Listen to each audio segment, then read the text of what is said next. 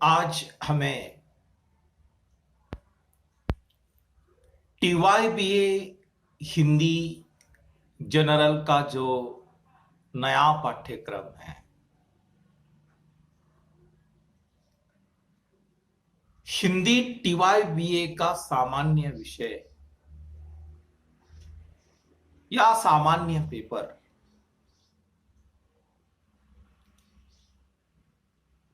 उस सामान्य पेपर में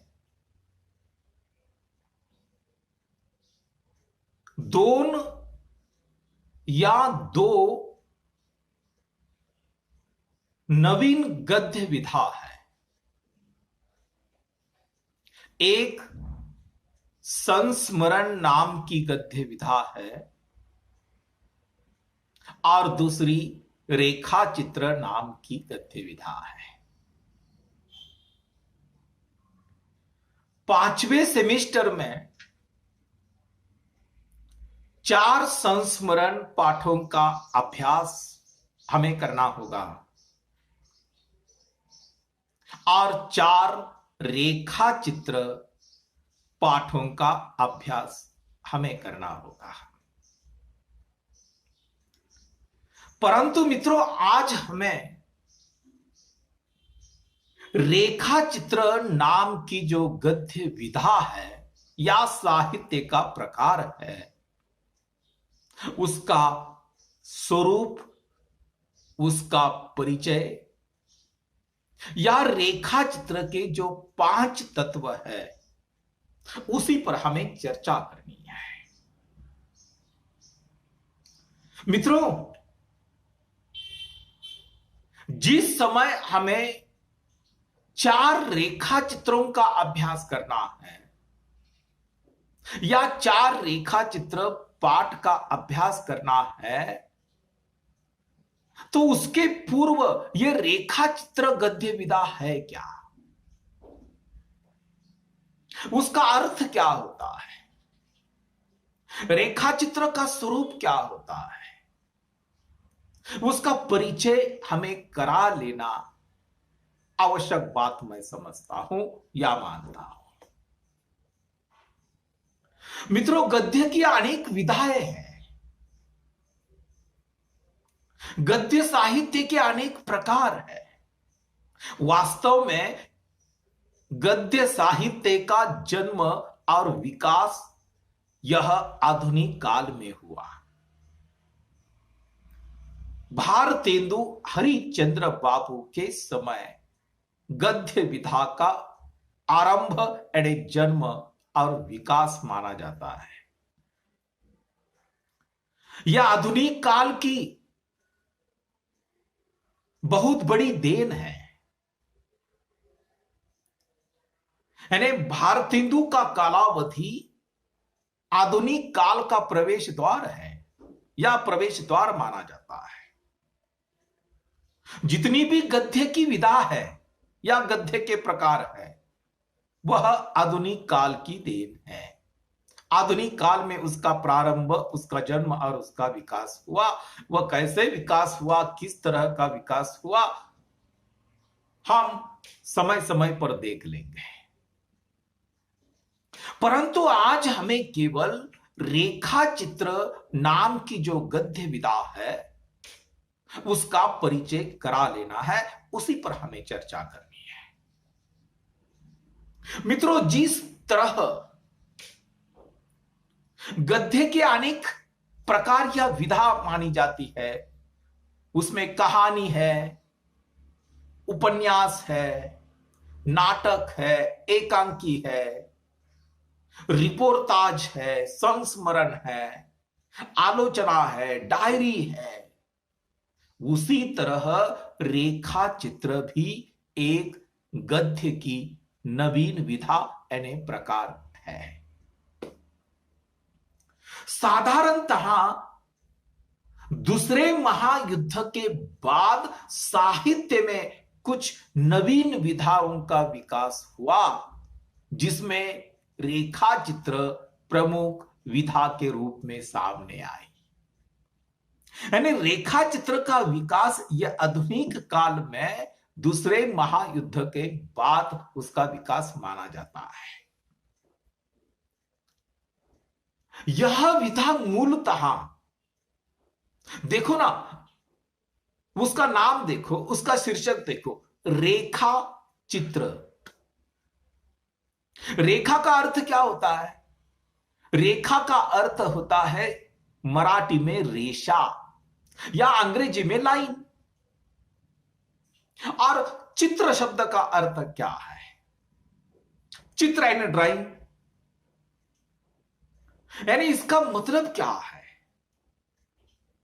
इसका मतलब यह है कि यह विधा यानी यह गद्य प्रकार मूलतः चित्रकला की विधा है, चित्रकला का प्रकार है। अतः रेखा चित्र को अंग्रेजी में क्या कहा जाता है? रेखा चित्र को अंग्रेजी में स्केच कहा जाता है या स्केच नाम दिया गया है। यानी अंग्रेजी के शब्द पर या शब्द के आधार पर उसे हिंदी में शब्द चित्र भी कहा जाता है, व्यक्ति चित्र भी कहा जाता है और चरित्र लेख आदि शब्द के पर्याय बनकर आए हैं। एक सीधी सी बात है, रेखा चित्र या गद्य विधा या गद्य प्रकार क्या होता है, मैं आप लोगों को एक बहुत साधारण शब्दों में स्पष्ट कर देना चाहता हूं। जिस प्रकार कोई चित्रकार अपनी तुलिका के माध्यम से, अपने ब्रश के माध्यम से आड़ी तिरछी रेखाओं से एक सुंदर किंतु सजीव ऐसा चित्र चित्रित करता है। देखो, आपने भी कोई चित्रकार को देखा होगा, वह अत्यंत कोरे कागज पर अपनी ब्रश के माध्यम से आड़ी तिरछी रेखा मारकर एक सुंदर ऐसा सजीव चित्र तैयार कर देता है। उसी तरह या उसी प्रकार कोई रेखा चित्रकार यानी रेखा चित्र लिखने वाला लेखक, रेखा चित्रकार जीवन की विविध घटनाओं को, यानी रेखा चित्रकार यानी कोई लेखक, उसके जीवन में कुछ घटनाएं घटित हो जाती है, उसके जीवन में कोई व्यक्ति आ जाता है, कोई स्थान, कोई वस्तु, उस वस्तु का, उस व्यक्ति का, उस दृश्य का रेखा चित्रकार या लेखक साकार रूप में उपस्थित होकर कागज पर उसका वर्णन करता है, सजीव वर्णन करता है, और वह वर्णन आत्मीयता से किया जाता है, वह रेखा चित्र होता है। यानी अपने चित्रों को लेखक शब्दों के माध्यम से सजीव रूप प्रदान करने का काम करता है। यानी साधारण सी बात है, जैसे कि देखो, संस्मरण या रेखा चित्र, इसमें हमें विशेष फर्क नजर नहीं आता है। जैसे कि संस्मरण में भी संस्मरणकार यानी लेखक अपने जीवन में आए हुए किसी वस्तु का, किसी दृश्य का, किसी घटना का, किसी मनुष्य का आत्मीयता से रेखांकन करता है। अरे उसी तरह रेखा चित्रकार भी अपने जीवन में आए हुए किसी व्यक्ति, किसी घटना, किसी दृश्य, किसी वस्तु का आत्मीयता से रेखांकन करता है, उसी को रेखा चित्र कहा जाता है। यानी रेखा चित्र किसी व्यक्ति का हो सकता है, किसी वस्तु का हो सकता है, किसी घटना का हो सकता है, अथवा भाव का हो सकता है। भाव यानी भावना का हो सकता है। यानी कम से कम शब्दों में मर्मस्पर्शी, भावपूर्ण और सजीव अंकन यानी चित्रण रेखा चित्र है। यानी रेखा चित्र पूर्ण चित्र नहीं है, या रेखा चित्र पूर्ण चित्र नहीं होता। वह व्यक्ति, वस्तु, घटना आदि का एक निश्चित दृष्टि से, निश्चित बिंदु से प्रस्तुत किया जाता है। वह प्रतिबिंब है, यानी इसमें विवरण कम होता है, वर्णन कम और संवेदना अधिक होती है। यदि निबंध गद्य की एक विशिष्ट विधा मानी जाती है तो मैं कहूंगा रेखा चित्र निबंध की एक विशिष्ट विधा मानी जाएगी। इसमें कहानी के समान कौतूहल, सरल या सार्थक भाषा का प्रयोग होता है, उसमें रोचकता भी होती है। अरे इसलिए रेखा चित्र निबंध और कहानी के बीच की विधा मैं मानता हूं। इसमें कहानी के समान चरित्र महत्वपूर्ण होते हैं, चरित्र का चित्रण भी महत्वपूर्ण होता है। अरे साधारणतः आज तक मैंने जितने भी रेखा चित्र पढ़े हैं या उसका अभ्यास किया है तो वह मानव से संबंधित है, पशु से संबंधित है। लेखक अपने संबंध में आए हुए व्यक्ति अथवा किसी घटना को इस प्रकार उभार कर देता है या उभार कर रखता है कि पाठक के हृदय में एक निश्चित प्रभाव अंकित हो जाता है। मैंने कई बार कहा है कि मनुष्य का जीवन ही ऐसा बना हुआ है कि मनुष्य के जीवन में किसी जीवन के किसी मोड़ पर हमें कौन व्यक्ति कब मिल जाएगा, हमारे जीवन के किस मोड़ पर कौन सी घटना हमारे जीवन में घटित हो जाएगी, पता नहीं है।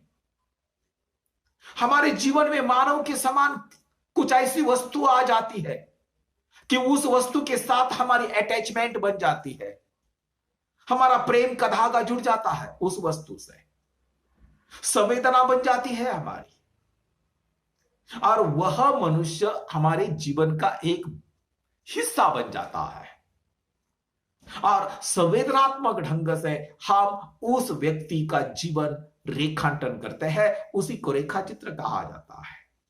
यानी इस तरह रेखा चित्र गद्य साहित्य की एक ऐसी विधा है, एक ऐसा प्रकार है गद्य साहित्य का जिसमें संक्षिप्त आकार में ही किसी मानव, वस्तु अथवा घटना का रेखांकन किया जाता है।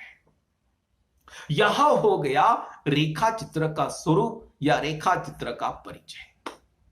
परंतु मित्र, रेखा चित्रकार यानी लेखक जब किसी व्यक्ति का, किसी घटना का, किसी वस्तु का, किसी दृश्य का रेखांकन करता है कागज पर, उसका रेखा चित्र उतार लेता है, उस समय रेखा चित्रकार के सामने रेखा चित्र के 5 तत्व महत्वपूर्ण होते हैं। यानी 5 तत्वों को लेकर रेखा चित्रकार रेखा चित्र लिखता है। यानी रेखा चित्र के वो 5 तत्व कौन कौन से हैं? पहला तत्व है विषय वस्तु, दूसरा तत्व है चरित्र चित्रण, तीसरा तत्व है संकेतात्मकता, चौथा तत्व है शैली और 5वां तत्व है उद्देश्य। मित्रों, रेखा चित्र के ये जो 5 तत्व माने गए हैं, एक एक तत्व के बारे में हमें देखना होगा। रेखा चित्र का पहला तत्व क्या है? विषय वस्तु। विषय वस्तु इस शब्द का अर्थ क्या है? रेखा चित्र की विषय वस्तु, यानी रेखा चित्र का विषय, यानी रेखा चित्र का विषय कुछ भी हो सकता है। जैसे कि देखो, कहानी का विषय कुछ भी हो सकता है, उपन्यास का विषय कुछ भी हो सकता है, निबंध का विषय कुछ भी हो सकता है। उसी तरह रेखा चित्र की विषय वस्तु यानी रेखा चित्र का विषय भी कुछ भी हो सकता है। मानव से लेकर पशु तक, पक्षी तक, किसी प्राकृतिक दृश्य तक अथवा किसी घटना का रेखांकन किया जाता है या रेखा चित्र का विषय हो सकता है। मित्रों, छायावादी कवयित्री महादेवी वर्मा के रेखा चित्र प्रसिद्ध है। बहुत सारे रेखा चित्र महादेवी वर्मा के पशु पर आधारित है, मानव पर आधारित है। यानी रेखा चित्र की विषय वस्तु के लिए आवश्यक है कि वह सूक्ष्म हो, संक्षिप्त हो। लेकिन जिस समय हम किसी हमारे परिचित मानव या पशु या पक्षी या घटना या दृश्य का रेखांकन करते हैं या रेखा चित्र लिखते हैं, वह सत्य पर आधारित हो। वह सत्य पर आधारित क्यों हो? वह सत्य पर आधारित क्यों हो? जिस तरह हिंदी गद्य साहित्य की एक विधा है आत्मकथा। आत्मकथा में साधारणतः सत्य घटना का वर्णन होता है, उसी तरह रेखा चित्र में भी सत्य घटना का ही चित्रण होता है। उस मनुष्य के जीवन में घटित घटना जिसका रेखांकन हम कर रहे हैं, या लेखक के जीवन में वह मनुष्य आ गया, लेखक के जीवन की जो घटना है वह भी सत्य पर आधारित हो, उसमें कल्पना या काल्पनिकता नहीं हो। और जिस समय रेखा चित्र में काल्पनिकता आ जाती है तो मैं या मेरा वैयक्तिक ये मत होगा कि वह जो रेखा चित्र होगा जो अधिक कल्पना पर आश्रित होगा तो उसमें विश्वसनीयता नहीं रहेगी। यानी रेखा चित्र सत्य पर आधारित हो। इन विशेषताओं के कारण मानव के साथ प्रकृति के चित्र भी मनोरम यानी सुंदर बन जाते हैं। रेखा चित्र का दूसरा तत्व है चरित्र चित्र। रेखा चित्र में विषय वस्तु या यथार्थ का चित्रण किया जाता है, सत्य का चित्रण किया जाता है। यदि रेखा चित्र का विषय मनुष्य हो तो निश्चित रूप से मनुष्य के चरित्र का चित्रण रेखा चित्र में होता है। यह तत्व अनिवार्य माना जाएगा। यानी हिंदी के अधिकांशतः रेखा चित्र मानव से संबंधित है। मैंने इसके पहले भी कहा था। परंतु जिस मानव का रेखांकन हम करते हैं या रेखा चित्र हम लिखते हैं, उस मानव का अंतर बाह्य आकृति के वर्णन के साथ साथ चित्रांकन भी संभव हो सकता है। जैसे कि देखो, किसी मानव का, किसी मनुष्य का कोई रेखा चित्रकार उसके जीवन में आए हुए किसी मनुष्य का रेखा चित्र लिख रहा है तो उस मनुष्य का ऊपर का चरित्र कैसा है, उसकी पर्सनैलिटी कैसी है और वह अंदर कैसा है। मनुष्य ऊपर से और अंदर से इसका मतलब क्या होता है? अंदर से इसका मतलब यह होता है उसके स्वभाव के गुण, उसके स्वभाव के दोष, उसका भी चित्रण रेखा चित्रकार अपने रेखा चित्र में करता है। उसमें कहानी के समान चरित्र चित्रण निश्चित होता है। यानी प्रायः रेखा चित्र में स्थिर पात्रों का ही चित्रण अधिक मिलता है, गतिशील पात्रों के चित्रण उसमें नहीं होते। इसमें चरित्र के कुछ विशेषताओं की ओर संकेत मात्र किया जाता है। इसमें चरित्र के अनेकता के स्थान पर उसकी किसी एक विशेषता का ही चित्रण अधिक किया जाता है। रेखा चित्र का तीसरा तत्व है संकेतात्मकता। यह संकेतात्मकता क्या है? रेखा चित्र का आकार मूलतः संक्षिप्त होता है, यानी निबंध की तरह वह विस्तार से नहीं लिखा जाता, या किसी मनुष्य का रेखांकन करते समय उसकी पूरी जिंदगी या उसके पूरी जिंदगी में घटित घटनाओं का वर्णन नहीं किया जाता। कुछ ऐसी घटना जो विशेष घटना उसके जीवन में घटित होती है या लेखक का संबंध उस घटना से आता है, उस घटना का ही चित्रण होता है। इसका मतलब यह है कि रेखा चित्र का आकार संक्षिप्त होता है, अतः अपने उद्देश्य की ओर वह आगे बढ़ता है। रेखा चित्र में यदि वर्णन की अधिकता हो तो वह उसकी असफलता मानी जाएगी।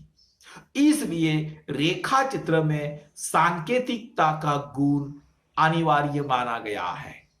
या सांकेतिकता अनेक प्रकार की भी हो सकती है, जैसे कि उदाहरण के रूप में विवरणात्मकता, प्रतीकात्मकता, मनोवैज्ञानिकता, समस्या मूलक, संवेदना मूलक, परिवेश मूलक आदि सांकेतिकता मानी जाती है।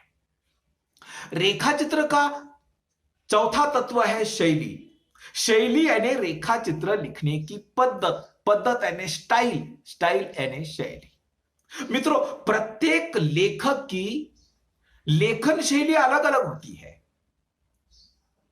प्रेमचंद की कहानी लिखने की शैली अलग है, यशपाल की कहानी लिखने की शैली अलग है, महादेवी वर्मा का रेखा चित्र लिखने की शैली अलग है, रामवृक्ष बेनीपुरी हो या और भी कोई लेखक हो, उसकी लेखन शैली अलग अलग है। यानी रेखा चित्र में लेखक यानी रेखा चित्रकार के व्यक्तित्व की, स्वयं की, लेखक के व्यक्तित्व की झलक उसकी शैली में होती है।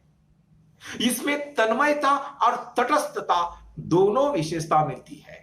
यानी जहां तन्मयता होती है वहां शैली में भावात्मकता का समावेश अधिक होता है।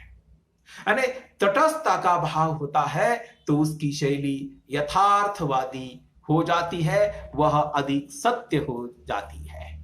यानी रेखा चित्र की जो भाषा है, भाषा के बारे में, पात्र जिस परिस्थिति में रहते हैं या जिस व्यक्ति का हम रेखांकन कर रहे हैं, रेखा चित्र लिख रहे हैं, वह व्यक्ति जिस परिस्थिति में रहता है, जिस परिवेश में रहता है, उसी परिस्थिति का प्रभाव के अनुसार भाषा का प्रयोग किया जाता है। यानी भाषा में एक प्रवाह होता है। यानी रेखा चित्र की भाषा चित्रात्मक एवं महत्वपूर्ण विशेषता मानी जाती है। यह उसकी शैली का गुण भी है। इसके कारण रेखा चित्र प्रभाव उत्पन्न करने में सक्षम होता है। रेखा चित्र का अंतिम तत्व है उद्देश्य। प्रत्येक गद्य विधा होती है, उसका एक उद्देश्य होता है, क्योंकि लेखक जब कोई भी गद्य विधा निर्माण करता है तो कोई ना कोई उद्देश्य उसके सामने होता है। प्रेमचंद कोई कहानी लिखते थे तो कोई ना कोई कहानी के पीछे उनका उद्देश्य था। प्रेमचंद कोई उपन्यास लिखते थे तो उनका कोई उद्देश्य था। आगे जी कोई उपन्यास लिखते थे तो उनका कोई उद्देश्य था। उसी तरह रेखा चित्र, यह गद्य विधा लिखते समय लेखक के सामने या रेखा चित्र के सामने कोई ना कोई उद्देश्य निश्चित होता है। रेखा चित्र भिन्न भिन्न उद्देश्यों से लिखे जाते हैं, कोई एक निश्चित उद्देश्य सामने रखकर रेखा चित्र नहीं लिखे जाते। शुद्ध कलात्मक रेखा चित्र भी है। सामाजिक, राजनीतिक, आर्थिक, सांस्कृतिक, नैतिक समस्याओं का चित्रण भी रेखा चित्र का उद्देश्य हो सकता है। इस तरह हिंदी गद्य की एक नवीन विधा, नवीन गद्य का प्रकार रेखा चित्र के बारे में हमने संक्षिप्त रूप में क्यों ना हो, हमने उस पर आज चर्चा की है।